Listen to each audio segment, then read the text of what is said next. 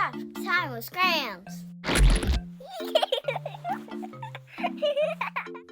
Today's crafts are lighted pumpkin cups, candy corn surprise, and spooky painted rocks.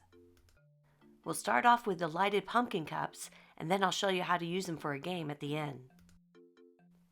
Okay, now that you have your materials and everything ready, let's have some fun. First thing we need to do is paint the outside of your cups. Don't forget to shake the paint before you open it. I painted a white base coat first, and don't forget to paint the top. I like to use materials I have around the house, so I'm using a paper plate, as you can see, to put my paint on. I'll speed this up so you can see what it looks like at the end. When you're done, let it dry per the instructions, and that's usually about an hour. Now that your base coat is dry, you can paint the orange on your cups, and it's really up to you how many pumpkin cups you want to make. Just remember, you can always get creative.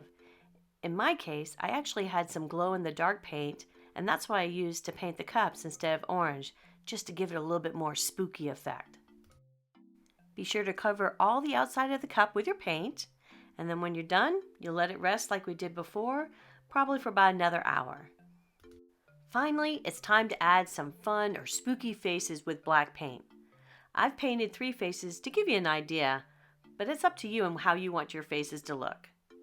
Whoa, look out, we're fast forwarding again. I wish I could paint that fast.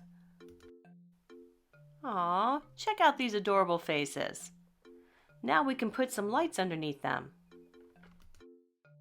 You can use whatever LED light you have around the house. Just don't use anything with a real flame because it'll burn the plastic. Just put them over, turn out the lights. Ta-da! Glowing pumpkins. Okay, so at the beginning I did say there was going to be a game too, and here it is. You stack your pumpkin cups up, and then you can knock them down. The person that knocks down the most wins. The more cups you make, the more you can stack and knock down. Now I said use a ball. I couldn't find a ball, so I actually found an apple, and it rolls, so it works just as well. Let's see it in action. Wish me luck. 2 points. Next, let's make our candy cane surprise. Okay, just like our previous project, we're going to start off with a white base coat on our empty toilet paper roll. Hold on, here we go again, fast forwarding. Ta-da!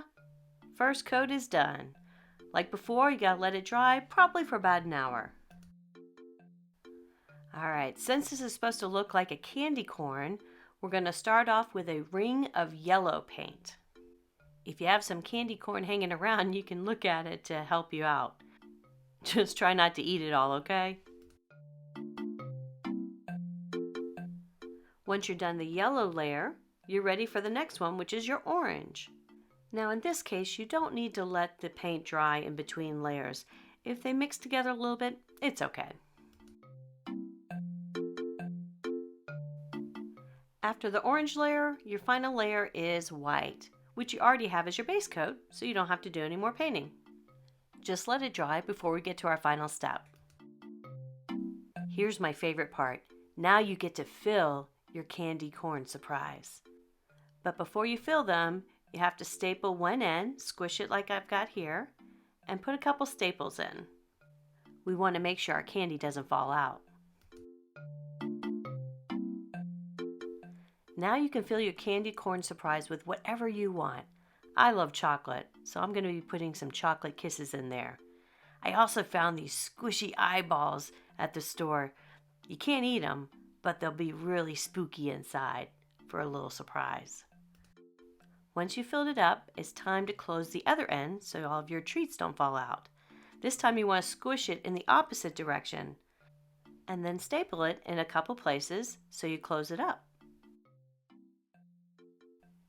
And now you have a candy corn surprise to give to someone special. Time for our final craft, spooky painted rocks. Everyone loves to paint rocks, and this time we're going to put a Halloween spin on them. First thing you need to do is go outside and find some rocks. Doesn't matter what they look like, it's up to you. Flat is a little bit easier. You can do more stuff on it, but it's, again, up to you. Then once you get them in the house, you need to clean them. On to the painting. I'm using orange because I'm going to have them look like pumpkins. But you could do green for like a Frankenstein or wherever your imagination takes you. You'll notice some yellow paint on that paper plate. That was from a previous project. I just didn't want to waste another paper plate. Now I decided to paint one of them black and make it look like a ghost. That'll have special meaning when I show you a game we can play with these. Once you're done painting the base coat, again, let them dry, maybe about an hour. Now you're ready to add some fun faces to it. You could make them spooky, fun, it's all up to you.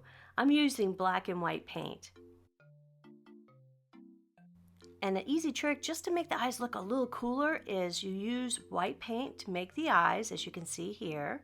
And then I add just a little black dot in each eye for the pupil to make them look a little real. Then I continue painting the rest of the faces. Again, get creative here. You'll notice on one of them I made a scar on one of the rocks, which is easy to do. Just draw a line and a couple hash marks along the line. And then, ta-da! You've got a bunch of cool, crazy looking rocks. Now you can decorate them around the house if you want, or what about a scavenger hunt inside the house or outside? And whoever finds the black rock gets a special treat. So much fun you can have with just rocks and a little bit of paint. Happy Halloween, everyone!